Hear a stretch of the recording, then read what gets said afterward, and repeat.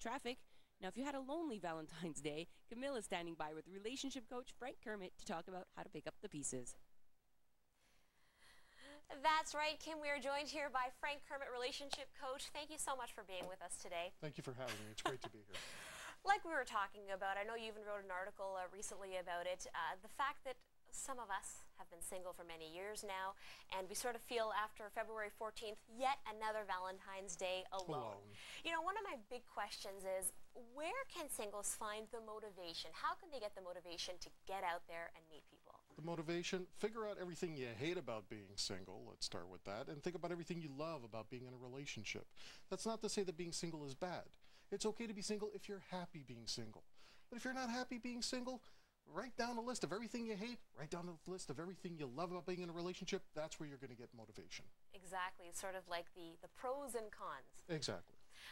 So once you've got the motivation, how do you get out to meet people, and where do you go?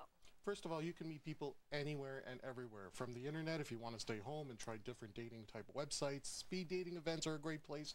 Talking to your friends and family and saying, I am ready to meet somebody new. I have something to offer. As long as you do it in a positive manner. Because if you go in there and say, I'm so lonely, I don't have anybody in my life, well, you're going to come off really creepy. With that exact accent, right? Exactly. Comes out like that every time. The point is, if you go in there and act desperate and lonely and pathetic, nobody's going to want to set you up. But your friends and family want you to be happy, at least if they're good to you. But what about the people who say there's nobody at work?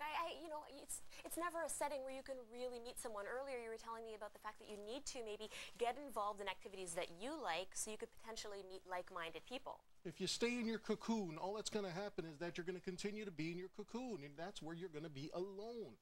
Get out of your cocoon, get out of your shell, try new things. If you have an interest in anything, writing, astronomy, cooking, go out there, take a class, set up a meetup group. There's ways to meet people. You're not going to meet people in these areas that you're already in. You need to create new social circles and get out there. I like that.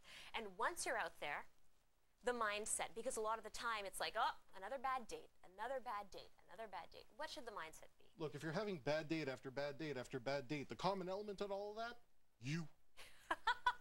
So you got to fix that. You got to go in there and understand that every bad date means there's a life lesson that you haven't learned yet.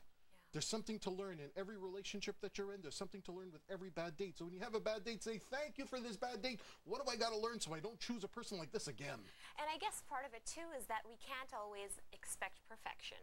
No, you don't go out there looking for perfection. You're actually looking for someone that you can build a long-term future with. Forget your preferences. Forget what turns you on in the moment. What you're looking for is someone who treats you well and that you can build a future with. Focus on those things. Think about the type of life you want to have and find a compatible partner.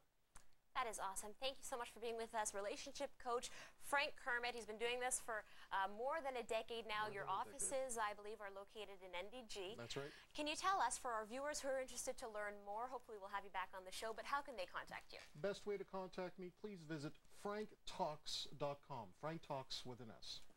Frank, pleasure to meet you. Hopefully this will be the last Valentine's Day alone for many of the singles out there. Stay with us, everyone. We've got lots more here on the Morning News coming up just after the break.